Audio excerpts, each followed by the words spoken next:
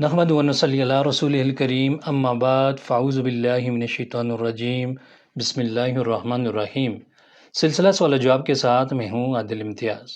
ایک بھائی پوچھتے ہیں کہ موبائل پر قرآن پڑھنے اور اس کو چھونے کا کیا حکم ہے؟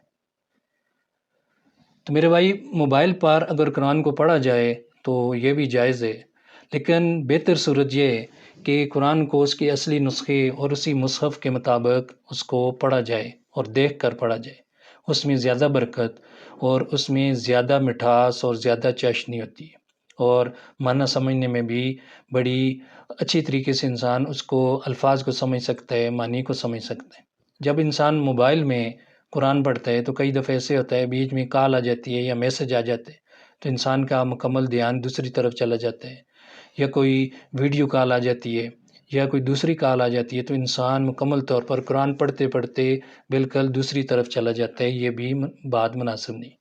جہاں تک موبائل پر قرآن پڑھنے کی بات ہے تو جس طرح ادب و احترام مصحف جیسا دیگر جو قرآن مجید ہوتا ہے، مصحف قرآنی، اس کو پڑھتے ہوئے جس طرح ادب و احترام کی ضرورت ہے، اسی طرح موبائل پر بھی قرآن کو اسی طرح پڑھا جائے گا۔ جب آپ دیکھ کر پڑھ رہے ہیں تو پھر آپ قرآن مجید کو جس طرح بوضو ہو کر دوسرا قرآن مجید پڑھتے تھے تو موبائل میں بھی اسی طرح پڑھیں گے۔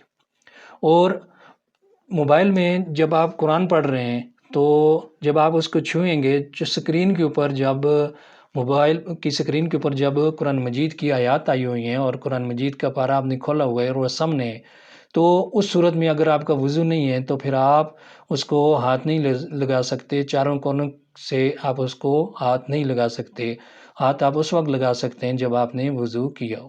وآخر دعوانا ان الحمد للہ رب العالمین۔